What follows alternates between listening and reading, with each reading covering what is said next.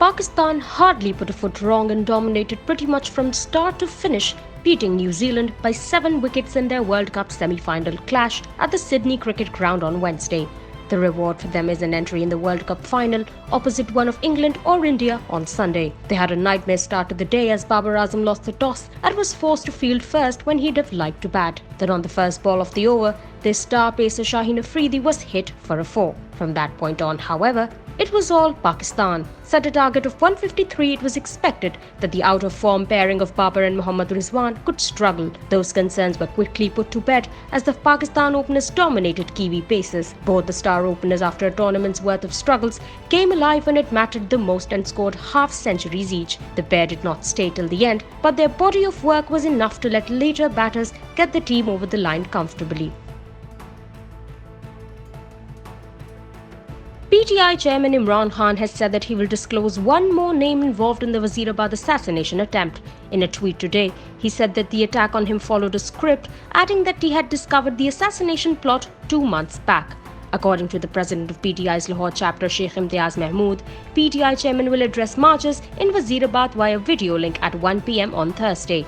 On the other hand, AML chief Sheikh Rashid Ahmed has claimed that the delay in Imran's arrival to Rawalpindi was a part of an important strategy. Meanwhile, Farooq Habib went on to Twitter to state that according to the briefing given to Interior Minister Umar Chima from the initial report generated by Punjab Forensic Department, at least 2 people were involved in carrying out the assassination attempt on the PTI chief. Meanwhile, PTI senior leaders also met in Lahore to discuss political conditions and the next phase of the Hakiki Azadi March.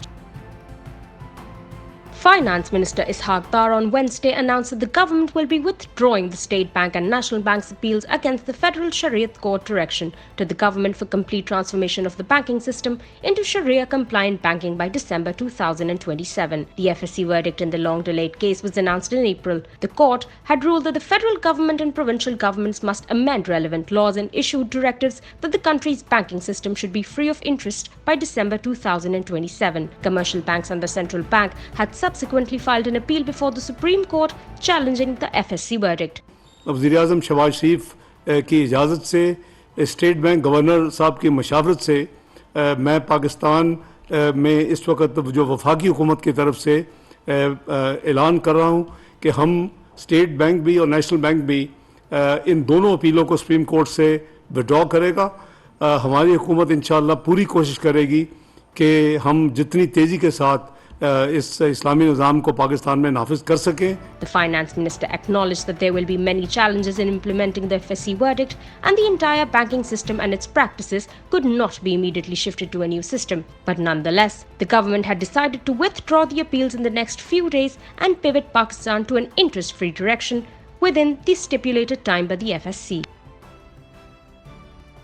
Prime Minister Shehbaz Sharif has left for London after concluding his 2-day trip to Egypt on Wednesday, where he attended the COP27 climate conference. The update was shared by Information Minister Maryam Aurangzeb in a tweet, saying that the Premier had left for the British capital on a private visit via a private flight. With PMLN Supremo and elder brother Nawaz Sharif residing in London since November 2019 and the party's Vice President Maryam Nawaz joining her father in October, the Premier's trip to the metropolis has given rise to speculation that important decisions would be made during the visit. This is PM Shehbaz's 3rd trip to London since he assumed the country's top office in April and comes ahead of the appointment of the new army chief, with Chief of Army Staff General Qamar Javed Bajwa's tenure set to end on November 29th.